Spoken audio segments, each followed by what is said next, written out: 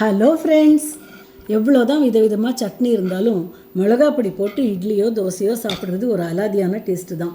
இன்றைக்கி மிளகாப்பொடி ரெசிபி பார்க்கலாம்.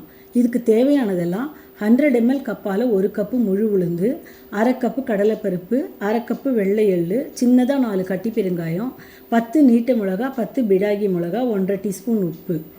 பிடாகி மிளகா இருந்தால் போட்டுக்கலாம், இல்லைன்னா நீட்டு மிளகாயே 20 மிளகா வச்சுக்கலாம். பிடாகி மிளகா போட்டால் மிளகா பொடி கலர் நல்லாயிருக்கும்.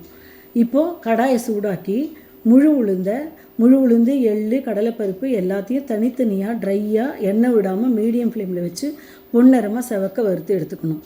இப்போ கடாயில் 2 ஸ்பூன் எண்ணெய் விட்டு நல்லெண்ணெய் விட்டு சின்ன உருண்டைகளாக 4 கட்டி பெருங்காயத்தையும் போட்டு நல்லா பொரித்து எடுத்துக்கணும்.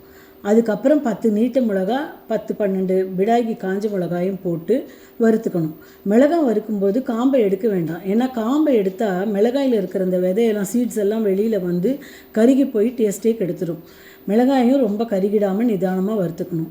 இப்போ மிக்சியில் முதல்ல மிளகாவத்தில் காம்பை கிள்ளி எடுத்துட்டு 1/2 டீஸ்பூன் உப்பும் போட்டு நல்லா நைஸாக அரைச்சிக்கணும். மிளகாயோட உப்பு போட்டு சேர்த்து அரைக்கிறச்சே அத்தனை கமரல் இருக்காது அரைக்கும் பொழுது நமக்கு. இப்போ அது மேலேயே வறுத்த பருப்புகளையும் போட்டு நல்லா கரகரப்பாக அரைச்சிக்கணும். அரைச்ச பொடியை ஒரு தட்டில் போட்டு ஆற விட்டு ஆறுனதுக்கப்புறம் ஒரு ஏர்டைட் கண்டெய்னரில் போட்டு வச்சுக்கலாம். டேஸ்டி இட்லி பொடி ரெடி.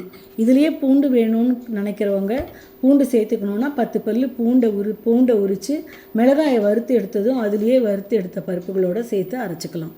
Bye friends.